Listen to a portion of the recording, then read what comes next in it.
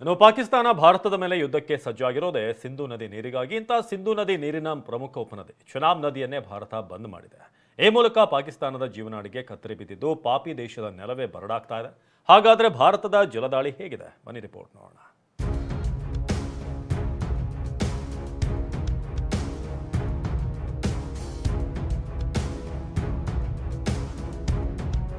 ತುಂಬಿ ತುಳುಕ್ತಿದ್ದ ನದಿ ಈಗ ಖಾಲಿ ಖಾಲಿ ಹೊಡಿತಿದೆ. ದೋಣಿಗಳಲ್ಲಿ ದಾಟಿ ಹೋಗ್ತಿದ್ದ ಜನ ಈಗ ಕಾಲ್ನಡಿಗೆಯಲ್ಲೇ ಓಡಾಡ್ತಿದ್ದಾರೆ. ಹಿಂದೆಂದೂ ನೀರನ್ನೇ ಕಂಡಿದ್ದ ಜಾಗ ಈಗ ಬರಡು ಭೂಮಿಯಂತೆ ಕಾಣಿಸ್ತಿದೆ. ಪಾಕಿಸ್ತಾನದ ಜೀವನಾಡಿಯನ್ನ ಹಿಡಿದು ನಿಲ್ಲಿಸಿದ ಭಾರತ.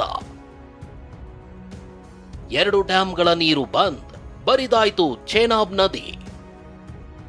ಎಸ್, ಸಿಂಧೂ ನದಿ ಒಪ್ಪಂದ ಅಮಾನತು ಮಾಡಿದ ನಂತರ ಭಾರತ ನೀರು ನಿಲ್ಲಿಸಿದ್ರೆ ಯುದ್ಧ ಮಾಡ್ತೀವಿ, ಅಣುಬಾಂಬ್ ಹಾಕ್ತೀವಿ ಅಂತ ಪಾಕಿಸ್ತಾನ ಬೆದರಿಕೆ. ಅಭಿ ಪಾರ್ಟ್ನರ್ಶಿಪ್ ಫರ್ಮ್ ಸ್ಟಾರ್ಟ್ ಮಾಡಬೇಕಾ ಅಥವಾ ಪ್ರೈವೇಟ್ ಲಿಮಿಟೆಡ್ ಕಂಪನಿ ಸ್ಟಾರ್ಟ್ ಮಾಡಬೇಕಾ? ಕನ್ಫ್ಯೂಷನ್ ಯಾಕೆ? ಒಬ್ಬ ಎಕ್ಸ್ಪರ್ಟ್ ಜೊತೆ ಮಾತಾಡು. ಎಕ್ಸ್ಪರ್ಟಾ? ಎಲ್ಲಿ? Boss Vala. B the boss ಹಾಕಿತ್ತು. ಆದರೆ ಪಾಕ್ನ ಯಾವ ಗೊಡ್ಡು ಬೆದರಿಕೆಗೂ ಬಗ್ಗದ ಭಾರತ ನೀರನ್ನ ಬಂದ್ ಮಾಡಿದೆ. ಸಿಂಧೂ ನದಿಯ ಉಪನದಿ ಚೆನಾಬ್ ನದಿಯ ನೀರನ್ನ ಕಡಿತ ಮಾಡಿದೆ. ಚೆನಾಬ್ ನದಿಗೆ ಕಟ್ಟಿರೋ 2 ಡ್ಯಾಂಗಳ ನೀರನ್ನ ತಡೆದು ನಿಲ್ಲಿಸಿದೆ.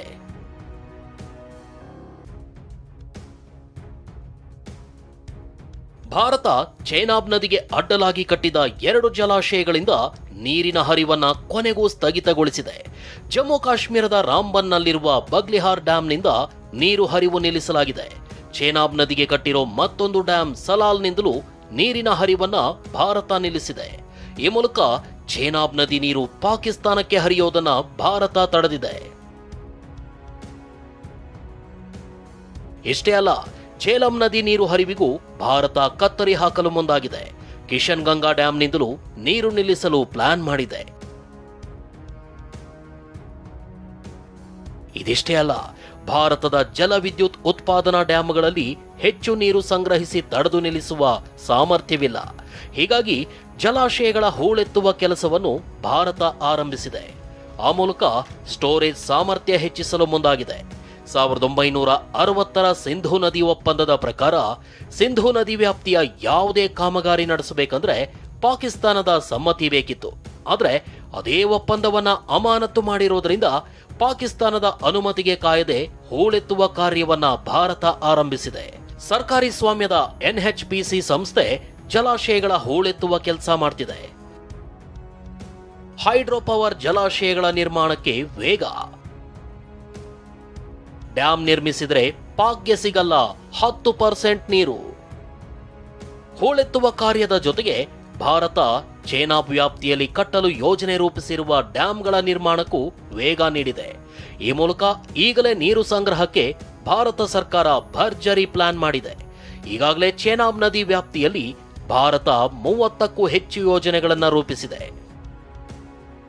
ಪ್ರಸ್ತುತ ಚೆನಾಬ್ ನದಿ ವ್ಯಾಪ್ತಿಯಲ್ಲಿ ಭಾರತದ 6 ಜಲವಿದ್ಯುತ್ ಡ್ಯಾಂಗಳು ಮಾತ್ರ ಕಾರ್ಯನಿರ್ವಹಿಸ್ತಾ ಇವೆ. 4 ಜಲವಿದ್ಯುತ್ ಯೋಜನೆಗಳ ಕಾಮಗಾರಿ ಪ್ರಗತಿಯಲ್ಲಿವೆ. 20ಕ್ಕೂ ಹೆಚ್ಚು ಯೋಜನೆಗಳು ಕಡತದ ಹಂತದಲ್ಲಿವೆ. ಒಂದು ವೇಳೆ ಈ ಎಲ್ಲಾ ಯೋಜನೆಗಳು ಪೂರ್ಣಗೊಂಡ್ರೆ ಪಾಕಿಸ್ತಾನಕ್ಕೆ ಚೆನಾಬ್ ನದಿಯ 10% ನೀರು ಕೂಡ ಸಿಗದಂತೆ ಮಾಡಬಹುದು.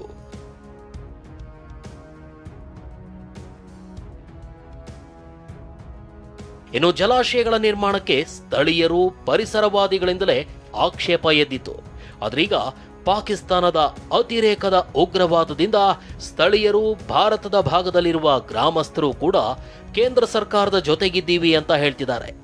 यहाँ पे पाकिस्तान ने करी है जिस तरीके से, उसके लिए पानी चाहे बढ़ जाए चाहे कम हो जाए, केंद्र सरकार का जो भी फैसला होगा हम केंद्र सरकार के साथ हैं. ಇದೇ ಕಾರಣಕ್ಕೆ ಹೆದರಿ ಬೆವರ್ತಾ ಇರೋ ಪಾಕಿಸ್ತಾನ ವಿಶ್ವ ಬ್ಯಾಂಕ್ ಅಥವಾ ಅಂತಾರಾಷ್ಟ್ರೀಯ ನ್ಯಾಯಾಲಯಕ್ಕೆ ಮೊರೆ ಇಡಲು ಮುಂದಾಗಿದೆ. ಈಗ ಚೆನಾಬ್ ನದಿ ನೀರನ್ನಷ್ಟೇ ತಡೆದು ನಿಲ್ಲಿಸಲಾಗಿದೆ. ಇನ್ನು ಝೇಲಂ ನದಿ ನೀರಿಗೆ ಗೇಟ್ ಬಂದ್ ಮಾಡಿದ್ರೆ ಪಾಕಿಸ್ತಾನ ಬಾಯಿ ಬಡ್ಕೊಳ್ಳೋದ್ರಲ್ಲಿ ಸಂಶಯವೇ ಇಲ್ಲ. Bureau report, TV9.